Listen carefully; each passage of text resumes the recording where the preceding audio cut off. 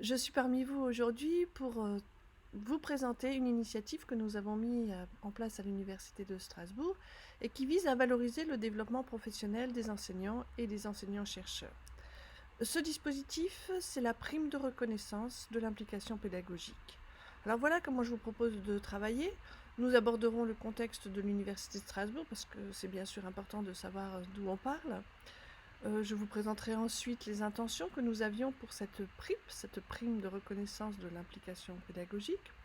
Je développerai ensuite les modalités de candidature et d'attribution que nous avons mises en place. Et puis nous ferons un bilan de ces 2 années d'expérience, avant de conclure sur des perspectives pour la valorisation du développement professionnel pédagogique des acteurs. Alors le contexte de l'Université de Strasbourg. À Strasbourg, nous avons plus de 50 000 étudiants aujourd'hui et 2 755 enseignants et enseignants-chercheurs. Alors, c'est un chiffre important, ça ne compte pas les BIATS qui sont aussi des cibles pour la PRIP, et ça ne compte pas les cibles exactes des enseignants et des enseignants-chercheurs, puisque nous avons mis des contraintes d'ancienneté. Nous bénéficions d'un IDEX depuis 2013 qui a été pérennisé en 2018. Alors évidemment, ça aussi, ça nous donne un cadre, on va dire, confortable pour mettre en place des actions comme la PRIP ou comme d'autres dispositifs en faveur de la transformation pédagogique. Et je veux le souligner, nous avons aussi à Strasbourg une dynamique forte en termes de gouvernance et de politique, de la part notamment de notre vice-présidente ressources humaines, et de notre vice-président innovation et transformation pédagogique, et aussi de notre vice-président formation. Tout cela est une dynamique donc qui est vraiment en faveur à la fois des carrières et de la transformation pédagogique. Nous avons aussi à l'Université de Strasbourg, et je pense que l'université en est fière, un service qui s'appelle l'Institut de développement et d'innovation pédagogique, que je appellerai dorénavant l'IDIP, et qui est un service de pédagogie universitaire, mais il est aussi plus que ça. Nous avons à l'IDIP 3 pôles. Un pôle pour la pédagogie de l'enseignement supérieur, dans lequel effectivement les conseillers pédagogiques forment et accompagnent les enseignants et les enseignants-chercheurs, enfin toute personne ayant une mission d'enseignement, les accompagnent dans leurs projets. Nous avons aussi, et c'est assez particulier, un pôle d'appui et d'action pour la réussite étudiante, dans lequel nous prenons vraiment les étudiants comme cible directe en menant des projets et des actions avec eux et pour eux. Et nous avons enfin un pôle d'appui par le numérique qui développe et qui accompagne les acteurs à la pédagogie avec le numérique. Comme vous le voyez, en fait, nous faisons effectivement de la formation, de l'accompagnement, de la gestion de projet. Nous conseillons aussi sur la stratégie et nous accompagnons cette stratégie. Et enfin, nous contribuons à la recherche. Nous sommes 18 aujourd'hui, financés sur de l'IDEX en très grande partie. Alors la PRIP de reconnaissance de l'implication pédagogique à Strasbourg. Pourquoi avons-nous mis en place cette prime, avec la vice-présidente ressources humaines?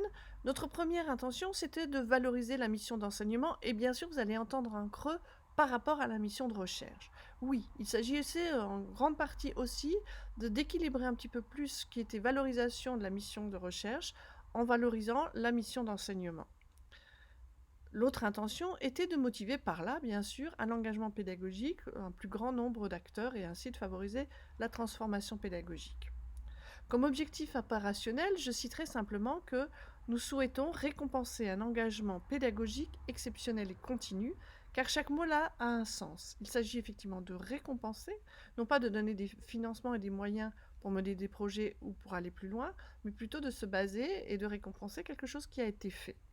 La notion d'engagement est importante aussi, puisque c'est un camp d'engagement qui est exceptionnel et continu. Donc sur la durée, pas seulement à un moment donné d'une carrière, et exceptionnel, c'est-à-dire au-delà de ce qui est attendu dans l'exercice de sa profession et de sa charge d'enseignement.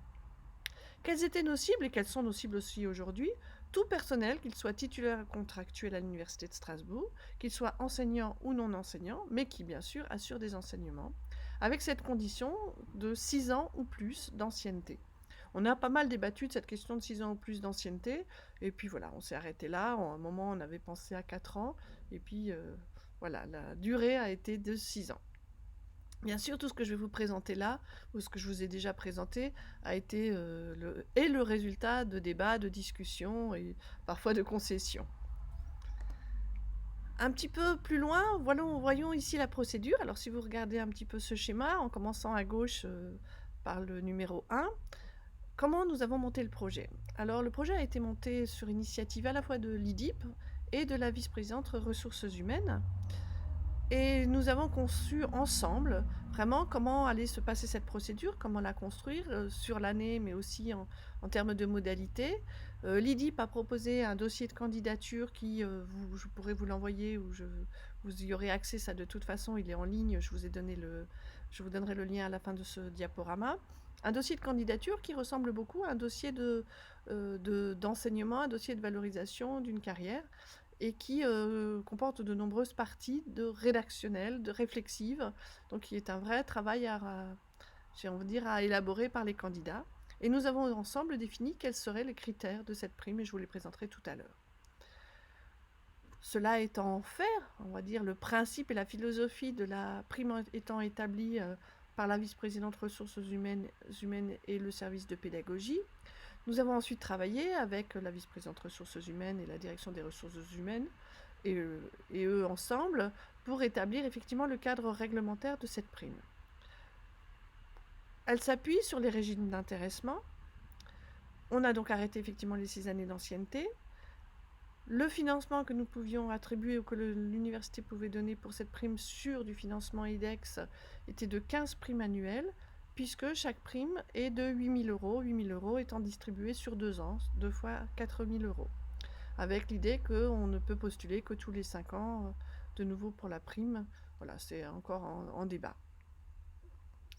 Ensuite, nous avons effectivement et forcément soumis notre proposition à la CAVU, puis au conseil d'administration de l'université, qui ont validé à la fois le principe et les modalités, à 27 voix contre 35 présents, et 4 voix contre. Nous avons aussi fait valider la liste des experts chaque année, donc c'est tout ce que nous faisons valider maintenant chaque année, c'est la liste des experts.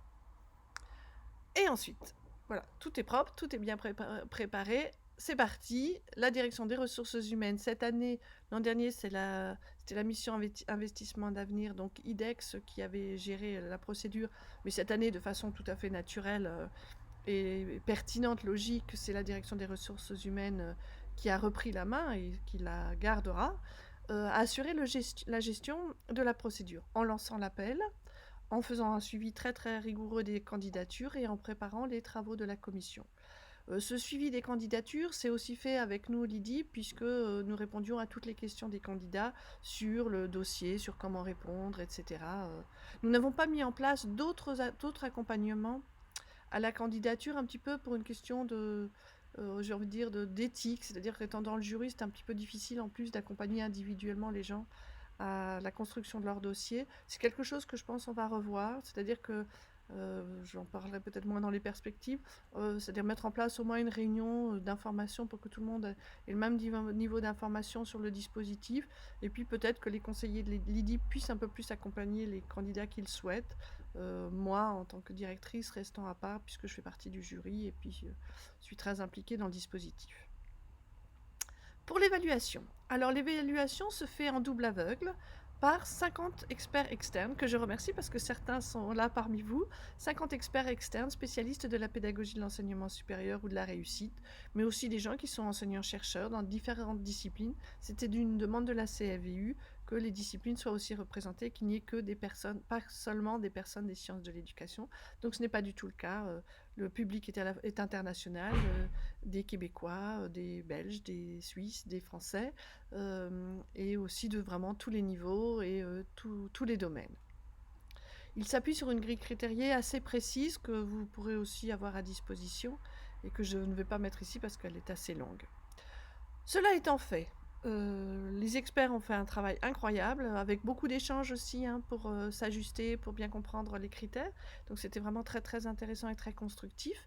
Une commission d'attribution est ensuite mise en place avec plusieurs vice-présidents, formation, innovation pédagogique, ressources humaines, réussite étudiante, formation tout au long de la vie, insertion professionnelle, avec aussi 3 représentants de la CFVU, dont un BIATS, et moi, directrice de l'IDIP.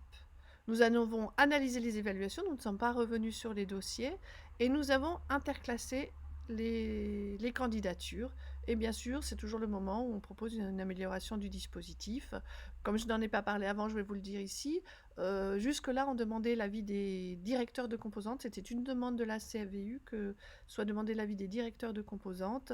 Ça a été un petit peu compliqué parce que les directeurs de composantes ont considéré qu'ils n'avaient pas assez d'éléments pour évaluer une candidature, sachant qu'on ne leur donnait pas le dossier parce qu'on ne voulait pas qu'ils évaluent le dossier, c'était le travail des experts. On voulait qu'ils évaluent en fait la candidature en disant oui, cette personne est très impliquée pédagogiquement, etc. etc. Et eux estimaient qu'ils n'avaient finalement pas les moyens d'évaluer ça parce qu'ils n'avaient pas suffisamment d'informations dans leurs composantes. Donc on va revoir cela en peut-être leur donnant le dossier et leur demandant simplement de certifier que le dossier est fiable, c'est-à-dire qu'il n'y a pas d'informations fausses dans le dossier, parce que voilà, on va dire quelques candidats peuvent exagérer sur leur implication. Voilà, petite parenthèse. Et à ce moment-là, l'amélioration du dispositif va faire qu'on va reprendre notre cycle pour poser un nouveau projet. En tout cas, 15 primes cette année, 15 primes l'année dernière, et un dispositif qui est satisfaisant puisque nous avons aussi fait une enquête de satisfaction auprès des candidats à la prime qui sont tout à fait satisfaits à la fois du dispositif et des dossiers, avec comme remarque que ça prend beaucoup de temps. Mais quelque part, c'était le but, hein, c'était effectivement que ce ne soit pas juste un CV ou une liste de cas, mais qu'il y ait une vraie réflexion sur son engagement en pédagogie. Et ce dossier, d'ailleurs, hein, pareil, dans le retour que nous avons des candidats, est très apprécié aussi parce qu'il leur a permis de réfléchir, de faire un vrai point sur leur carrière. Donc, il a un vrai impact sur le développement professionnel, non pas seulement parce qu'ils ont la prime, mais aussi parce qu'il les a amenés à réfléchir et à faire un point dans leur développement. Voilà. Je voulais juste faire un point sur les critères, hein, parce que c'est important pour la suite. Les critères qui ont été... Alors là, vous avez les critères, on va dire les thématiques, hein, ce n'est pas les critères précis. Voilà les critères qui ont été souhaités et discutés avec le comité de pilotage et puis effectivement la commission d'attribution. C'est qu'on va évaluer l'implication. Tout à l'heure, je vous disais, on cherche l'engagement exceptionnel. Oui, on va vraiment évaluer la quantité. C'est-à-dire, vous êtes, j'ai envie de dire un petit peu de façon très triviale, on est effectivement payé pour faire bien notre travail. Donc c'est pas ça qu'on va évaluer, ça c'est normal. On va évaluer un engagement exceptionnel, c'est-à-dire beaucoup plus que ceux, effectivement, pour le quoi on est payé, si je reste un petit peu trivial.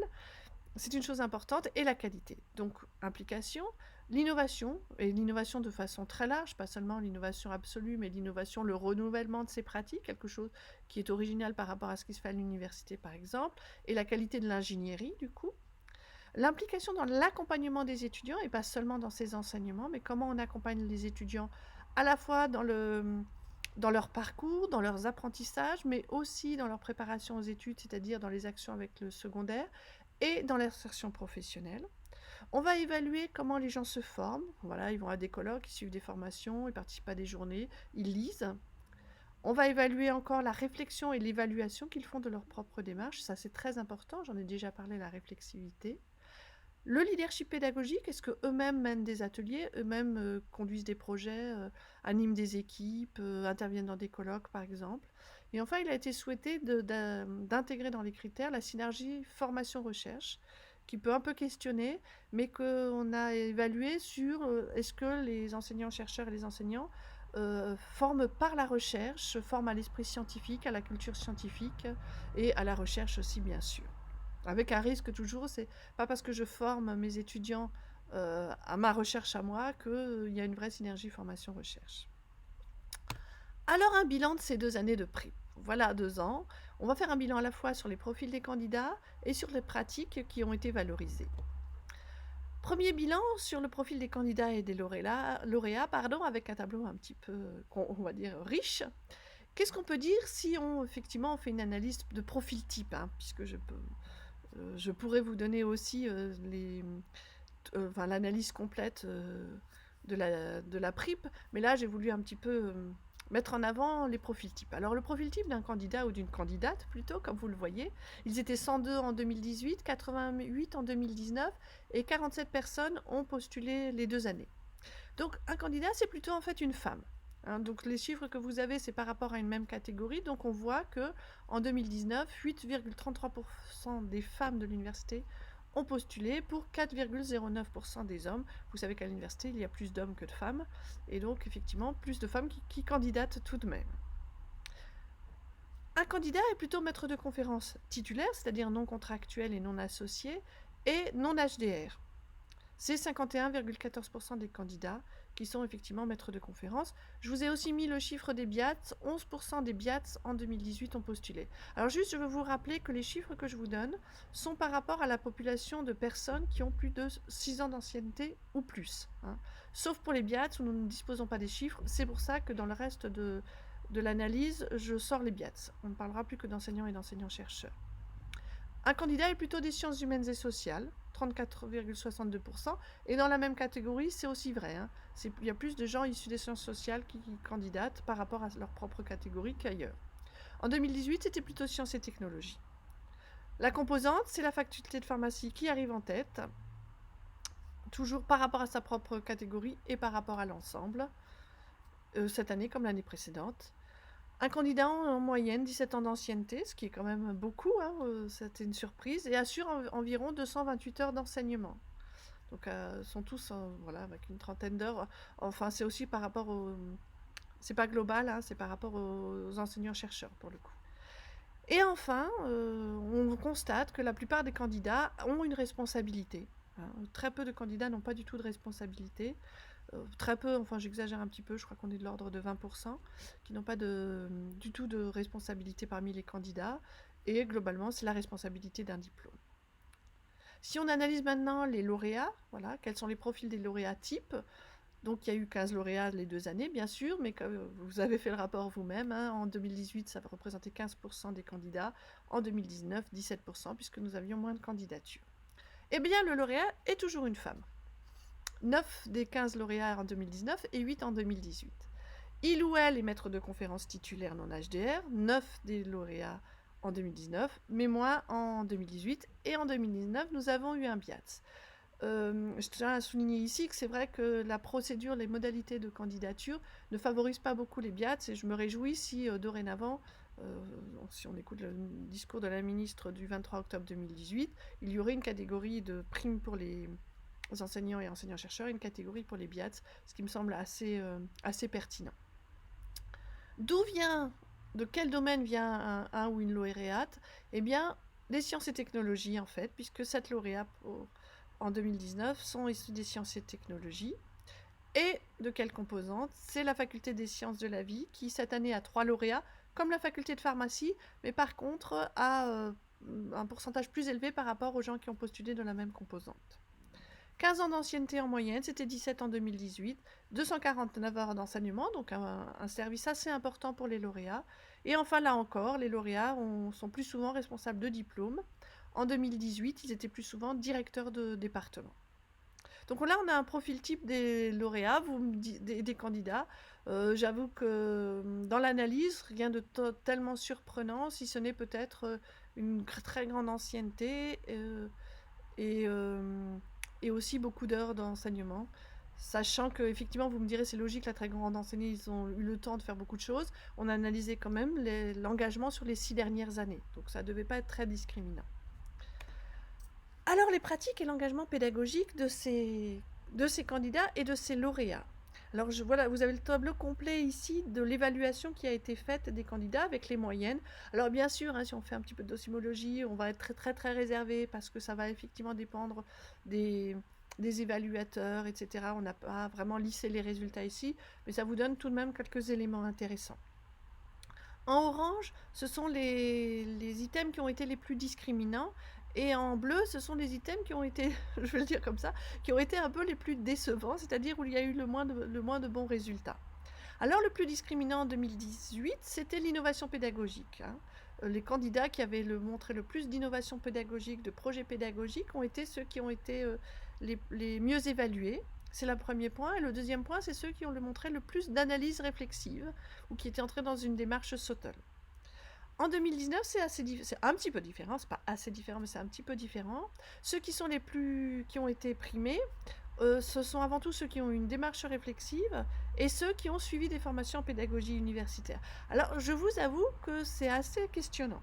C'est questionnant sur le fait que ça veut dire que les candidats, effectivement, se sont plus engagés dans les formations, etc., parce qu'ils se sont dit qu'effectivement, c'était un point important dans leur carrière, on va le dire comme ça, ou bien est-ce que c'est l'évaluation qui a fait qu'on a mis en avant un petit peu plus les formations en pédagogie? Alors, je relativiserai beaucoup ça, parce que si vous regardez les coefficients qu'on a mis cette année, il n'y avait pas de coefficient, en fait, on va dire. Cette année, il y en avait. Quand même, le fait d'avoir suivi des formations en pédagogie universitaire n'était qu'un coefficient 4 par rapport à d'autres choses, comme justement l'innovation pédagogique qui était sur 8. Donc, ce sont des effets, on voit qu'il y a un écart important entre les candidats et les lauréats. Néanmoins, c'est pas pour ça qu'ils ont eu forcément la prime, puisque il était bien plus important d'avoir une vraie démarche d'ingénierie, du pilotage de projet, de l'innovation. Vous pourrez analyser un peu plus ces résultats, et bien sûr, tout à l'heure, nous serons de vive voix avec vous et nous pourrons échanger sur les questions que vous avez. Vous pouvez aussi interroger les personnes parmi vous qui étaient experts et qui ont évalué des dossiers. Ils auront peut-être aussi des réponses à vous apporter. Sur les points un petit peu faibles des dossiers, je trouve c'est assez intéressant, parce que vous voyez qu'en fait, ce qui est assez faible, c'est que, j'ai envie de le dire un petit peu comme ça, si vous regardez, en 2018 en particulier, finalement, c'est le partage. Là où les candidats étaient plus faibles, c'est beaucoup sur le fait qu'ils travaillent de façon isolée, ils ne sont pas en équipe pluridisciplinaire, ils ne partagent pas leurs pratiques et ils n'ont pas de leadership pédagogique. C'est aussi en particulier vrai en 2019 sur la culture et le partage. Mais vous voyez qu'en 2019, on avait mis un nouveau critère qui n'était pas en 2018. Et d'ailleurs, il y en a deux, vous le voyez ici, la formation à l'esprit scientifique et l'aide à l'orientation, la préparation aux études. Et ce critère-là est très faible, à la fois chez les candidats et chez les lauréats, qui font finalement peu d'accompagnement aux études pour les étudiants. Voilà, je vous laisse un petit peu avec ces chiffres-là. Nous en parlerons tout à l'heure si vous le souhaitez, ou vous pouvez me demander les chiffres plus précis. Je pense que je les transmettrai pour que vous puissiez avoir une analyse plus précise. Voilà pour le bilan. En conclusion, qu'est-ce que j'aimerais vous dire en conclusion?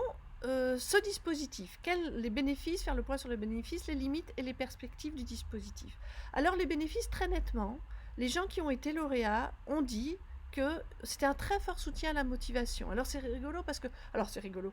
Alors je précise ici qu'on va aller plus loin dans l'analyse des bénéfices, mais ils disent beaucoup que ça les a apaisés, ça les a légitimés, et du coup ça leur a motivé pour justement plus partager, plus former, plus s'engager dans des communautés, ce qu'ils osaient moins faire avant. Et du coup, effectivement, à la fois, ça les a motivés à faire plus, ça les a apaisés dans leur quête peut-être de reconnaissance et de légitimité, et ça les a incités au leadership, c'est-à-dire à s'engager en pédagogie, à devenir chargé de mission, à proposer de faire des ateliers, enfin, plein de choses. Du coup, là, vous voyez un petit peu, je suis vraiment mon raisonnement.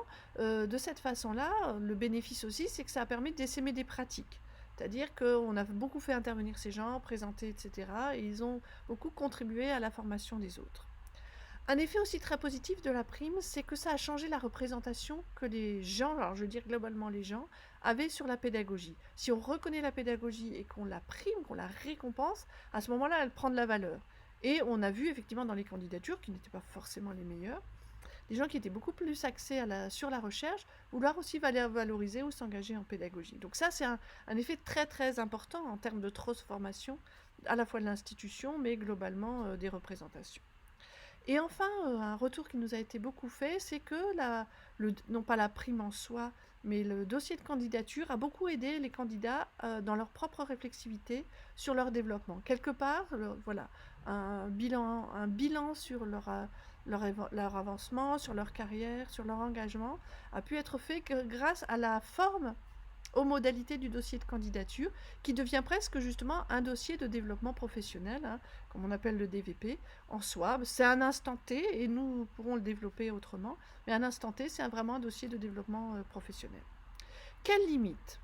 La première limite, et c'est vraiment moi une limite qui me pose question, c'est comment on évalue la qualité et l'engagement en pédagogie. Mais vous allez me dire, c'est toujours comme ça, quand on innove et quand on met en place de nouveaux dispositifs, ils nous permettent simplement de questionner des choses qui existaient et qu'on faisait avant, et qu'on ne questionne plus. Quelque part, évaluer, de toute façon, c'est le problème de l'évaluation, c'est vrai en recherche, c'est vrai pour d'autres choses. Il y a des sentiments d'injustice par rapport à des gens qui ont été évalués sur leur dossier qui n'était peut-être pas le meilleur, alors qu'ils sont très très engagés en qualité et en quantité en pédagogie. C'est des questions qui se posent toujours. Mais la grille critériée de cette année, qui a été globalement très appréciée par les évaluateurs, est un élément qui permet de réduire cette limite, mais cela pose toujours quand même encore question, on le sait bien. Deuxième limite, mais c'est la même chose que ce que je disais avant, c'est vrai pour tout, c'est vrai pour la recherche aussi, la mise en concurrence des collègues. Il y a eu vraiment cette inquiétude que quelqu'un qui n'aurait pas la prime risque de se démotiver justement et ne plus s'engager en pédagogie. On n'a pas vu cet effet-là, les gens repostulent, etc. Mais c'est toujours un risque. C'est une démotivation des non-lauréats que je présente dans le point suivant. Et enfin, la dernière limite, il y en a d'autres auxquelles on pourrait penser, c'est aussi le montant et la pérennité du financement. Il s'agit de 8 000 €, ce n'est pas l'équivalent de l'APEDR par exemple, il n'y a que 15 lauréats, et puis pour l'instant c'est un financement IDEX. Nous verrons effectivement au niveau national ce que ça va donner, nous n'avons pas d'informations, nous en tout cas précises là-dessus, nous verrons ce que ça peut donner, mais en tout cas c'est un dispositif qui malgré ses limites est vraiment très reconnu, très apprécié et très bénéfique pour la transformation pédagogique et pour les individus. Aujourd'hui, nos perspectives sont celles-là. Et nous allons analyser les effets de la PRIP. Nous avons déjà analysé la satisfaction des candidats. Maintenant, nous voulons voir, alors le questionnaire est prêt, il faut que nous l'adressions, quels effets la prime a réellement eu sur les enseignants et les enseignants-chercheurs et les personnels BIATS aussi. C'est-à-dire, est-ce qu'ils ont plus innové, ils se sont réellement plus engagés, fait plus de preuves de leadership. Donc voilà, est-ce qu'il y a eu un réel effet dans les pratiques pédagogiques et l'engagement pédagogique des lauréats et peut-être, et bien sûr aussi des non-lauréats. Nous voulons mieux valoriser les pratiques des lauréats, c'est-à-dire qu'on voudrait, alors on est en train de travailler, qui devrait sortir d'ici la fin de l'année, un observatoire des pratiques pédagogiques à l'Université de Strasbourg. Ce sera le lieu pour effectivement avoir des témoignages, des retours d'expérience, des partages de pratiques et de documents des lauréats. Je l'ai dit tout à l'heure, on va pouvoir, grâce à notre expérience-là, développer le dossier de développement professionnel des enseignants et des enseignants-chercheurs et des BIATS aussi qui assurent des missions d'enseignement. Et cela, on va le faire effectivement en leur permettant, dès leur entrée dans la carrière avec le nouveau maître de conf, d'utiliser le même document pour leur permettre de le renseigner au fur et à mesure et de développer leur réflexivité. Nous voudrions déployer le dispositif, peut-être en ouvrant une nouvelle catégorie. Vous vous souvenez, je vous disais tout à l'heure, c'est sur l'engagement en pédagogie. Ce que j'ai pas dit, c'est qu'on avait vraiment le souhait que ce soit une prime sur le parcours. Donc sur le réalisé et sur le parcours, et une prime qui est individuelle. Je défends un peu, mais vous en parlerez tout à l'heure si vous voulez à notre vice-présidente ressources humaines. J'aimerais bien qu'on ait aussi des primes qui puissent être collectives sur des projets réalisés toujours, non pas financer des projets à venir, parce que là on finance le projet et pas forcément l'implication, mais sur des projets passés qui pourraient être plus collectifs et voir comment on peut mieux favoriser une prime qui serait plus adaptée pour les BIATS. Et puis bien sûr déployer le dispositif quand le dispositif national sera mis en place. Et bien sûr la prime, comme le DU Pédagogie de l'enseignement supérieur que nous avons à l'Université de Strasbourg, nous incite aussi à aller plus loin et dans un avenir assez proche à proposer des congés pédagogiques. Alors l'AEF vient d'annoncer tout cela. À Strasbourg, on y pense depuis un petit moment. Donc proposer des congés pédagogiques qui permettraient effectivement de développer tout ce que ces leaders pédagogiques, comme nous les appelons ici, qui sont les gens qui ont eu la prime et ceux qui font le DU Pédagogie de l'enseignement supérieur, que ces acteurs très engagés et aussi qui ont mis en place des choses très très intéressantes, voilà, je veux dire engagés en qualité et en quantité, puissent effectivement bénéficier de temps pour la pédagogie, à la fois pour aller plus loin et à la fois pour aller plus large et diffuser et favoriser la transformation pédagogique. Voilà où nous en sommes. J'espère que vous avez trouvé un peu d'intérêt à cette présentation, que ça vous a fait réfléchir. Il y a des choses qui méritent vraiment de discuter et je pense qu'on va se retrouver tout de suite pour débattre justement tous ensemble. Voilà la biblio, vous la lirez plus tard. Je vous remercie aussi. La page de la prime est ici, qui présente la prime. Le site de l'ITI, vous trouverez beaucoup de choses. Et puis je vous remercie de votre attention